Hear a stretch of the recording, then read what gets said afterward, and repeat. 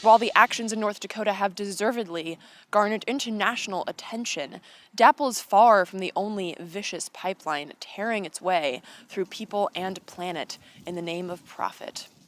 So this week, the fight against other pipelines is on the front lines. For those of you feeling bad that you can't join the fight against DAPL in North Dakota, fear not. There is very likely a pipeline project being constructed or slated to begin construction in your backyard. A quick search on the Federal Energy Regulatory Commission's site showed that in the first 9 months of 2016, this sad excuse for a regulatory office rubber-stamped 38 new gas pipeline projects. Again, that's just for this year, and that's just for gas pipelines.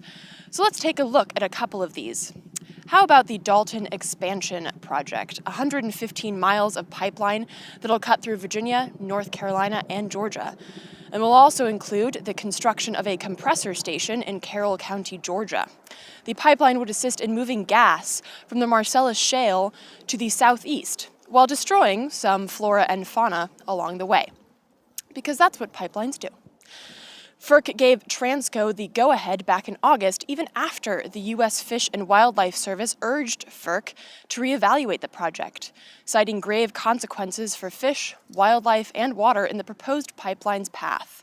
Field Supervisor Don Im noted that the pipeline project will still require the clearing of more than 425 acres of land, salvage operations, and open-cut installation of pipeline at 79 locations in the Etowah River Basin's Raccoon and Pumpkinville Creek systems. The project would also require the pumping of 1.5 million gallons of water for horizontal directional drilling at 2 crossings under the Consago River. But who gives a fuck about that, right? Not FERC, obviously. But maybe those watching who live in those areas give a fuck. Or how about anyone in Alabama or Florida? The Sabal Trail underground gas pipeline, also approved by FERC this year, is a 515-mile-long pipeline that would stretch from Alabama through Georgia and terminate in Florida. This $3 billion catastrophe has been called Florida's Dakota Access Pipeline and has already wreaked havoc in the construction phase via land seizure thanks to the abuse of eminent domain laws, construction violations, which include the dumping of hazardous waste materials and the drilling of mud into waterways. And, of course, the usual issue of the pipeline's path through conservation areas, under rivers, and near springs. Not to mention the threat to the fragile limestone surrounding the Floridan aquifer, one of the largest freshwater aquifers in the world. Besides all of this, activists say that the mere construction of the pipeline is based on the falsehood, claiming that Floridians need more natural gas, when in fact, they have more than enough and actually don't want any more. Suggesting that this gas is really meant for export, something that the gas industry has long salivated over due to the higher prices that LNG can win overseas compared to here at home.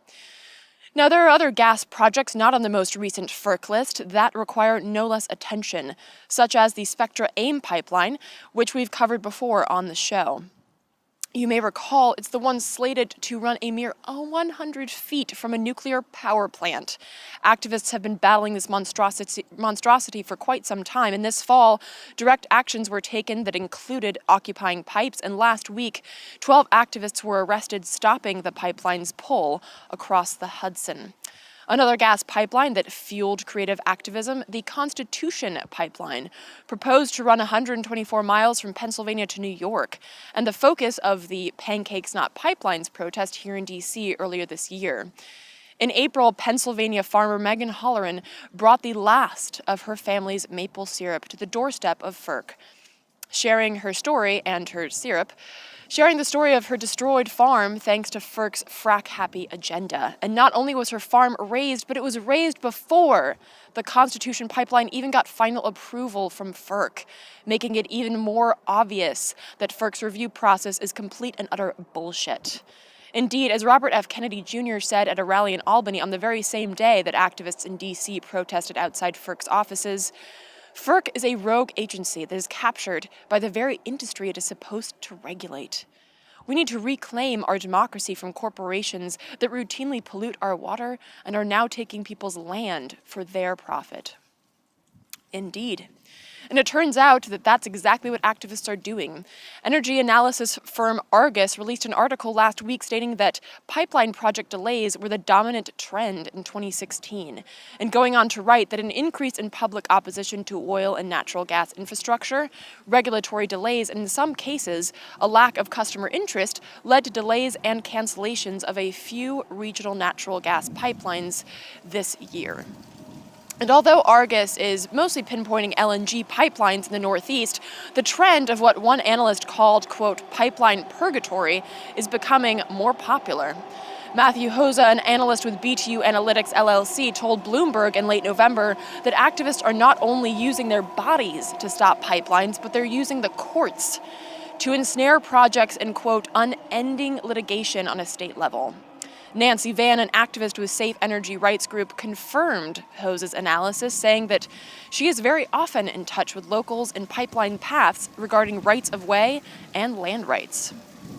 And while educating people on their rights is never a bad idea, the hope rests less on getting our injustice system to side with common sense and people or planet. The hope rests in bleeding these fuckers dry. In September of this year, Enbridge Energy withdrew their plans for the Sandpiper Pipeline, a proposed 616-mile-long black snake that would have run from the Bakken oil fields in North Dakota, the same start point for DAPL, through Minnesota and pristine lake country, terminating in Superior, Wisconsin. But thanks to indigenous activists and environmental activists fighting for more than 2.5 years, it's dead for now. When asked about withdrawing the pipeline proposal, Mark Mackey, president of Enbridge Energy Partners, said, quote, extensive and unprecedented regulatory delays have plagued the Sandpiper Pipeline. What that means in big oil speak is that it just got too fucking expensive. Indeed, just last week, an attorney for Energy Transfer Partners said that the company was losing $20 million a week due to the hold on finishing the Dakota Access Pipeline, and therefore asked a federal judge to issue a quick decision on forcing a completion of the pipeline. Unfortunately for them, the judge set a court hearing date for February. Meanwhile, the financial war against big oil continues, and as I mentioned a few weeks ago, you can easily and quickly show your support by moving your money out of oil and blood-soaked institutions. It is important here to note that although projects like KXL or Sandpiper, or indeed the Palmetto Pipeline, slated to carry gasoline, diesel, and ethanol, have all been shelved, there's no indication that the industry will let up. The aforementioned Constitution Pipeline is still reeling from setbacks, but they have yet to give in, which means that we can't either. We have to remain diligent and continue to creatively combat these projects, whether that be via local litigation, blockades, pipe occupation, or something we haven't thought of yet. Get creative and join the fight that's happening in your area against big oil and gas. For more information on ongoing battles, you can always visit FERC's website to see what areas they've rubber-stamped for gas pipeline destruction, or look at the list at the end of the show, or indeed simply